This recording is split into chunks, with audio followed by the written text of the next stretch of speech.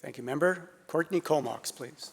Honourable Speaker, I rise along with others in this House to support the motion from the member of Vancouver-Kensington in our commitment to fighting sexism and misogyny on this 30th anniversary of the 16 days of activism against gender-based violence. And this is a campaign for today, and it's a campaign for the years to come. The campaign starts this Thursday, November 25th, the International Day for the Elimination of Violence Against Women, and ends on Human Rights Day, December 10th. And in those days, we also commemorate the 14 lives lost at École Polytechnique in Montreal, the 14 engineering students who were women, and for that reason alone were murdered, and many others who were injured. Everyone deserves to live a life free from the threat of violence, yet many women, children, transgendered and non-binary people in that world, they're not protected from domestic and sexual violence, and at even greater risk of being on the receiving end of violent behavior are women who are Indigenous, have a visible disability, are visible minorities, they're trans, or they're 2SL, LGBTQ plus people. Breaking down the power imbalance in our culture that leads to violence is a long fought and continuing battle. Whether it is in our institutions or one person at a time, each and every one of us needs to help make the change. These 16 days of purposefully acting remind us that each new day brings new hope for a better future where people are treated with the respect and dignity they deserve regardless of their gender. COVID-19 has made the situation worse for people living with gender-based violence in their lives. The number of people who suffered at the hands of another rose with increased isolation and job loss, especially for women. COVID-19 has highlighted how power imbalance and inequity persist.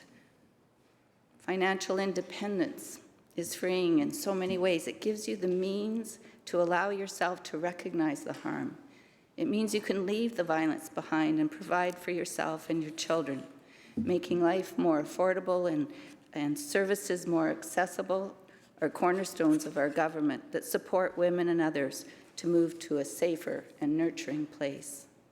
Increasing the minimum wage and bringing up server wages, opening doors for women to new career opportunities, like in the trades, more accessible post-secondary education, and more affordable and accessible childcare and more affordable homes, our government's increased focus on policies and programs that make British Columbia fairer and more equal for everyone, help give those experiencing gender-based violence the keys to freedom.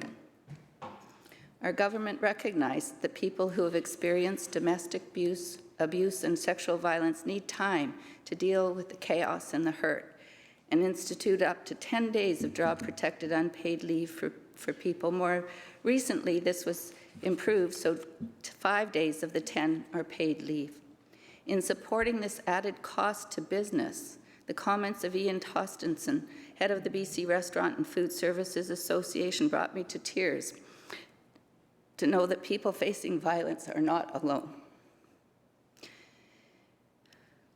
This is such a hard topic for all of us to talk about. He said, a person facing domestic or sexual violence needs and deserves any support their community can offer them. Paid leave will make it easier, especially for people with children, to escape abusive situations. Our membership has expressed concern about affordability, but we all agree that we, as a part of our wider community, have a responsibility to help people escape abuse in any way we can. So I thank him for those words. As part of our 10-year housing plan, our government's investing $734 million to build 1,500 homes for women, providing that safe place to move away from the violence and get on with their lives. In Courtney Comox, our government and our community support the work of the Comox Valley Transition Society. They operate a safe shelter and 32 units of provincially subsidized homes.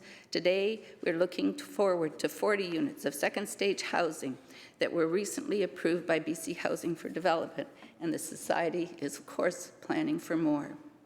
In the Comox Valley Transition Society, Family Services and other programs provide counseling and supports to address and end gender-based violence. There is help. If you are or someone you know is in danger, call 911. You can also call or text Victim Link BC 24/7 at 1-800-563-0808. These 16 days set aside to act to end gender-based violence is a good place for all of us to start. Thank you.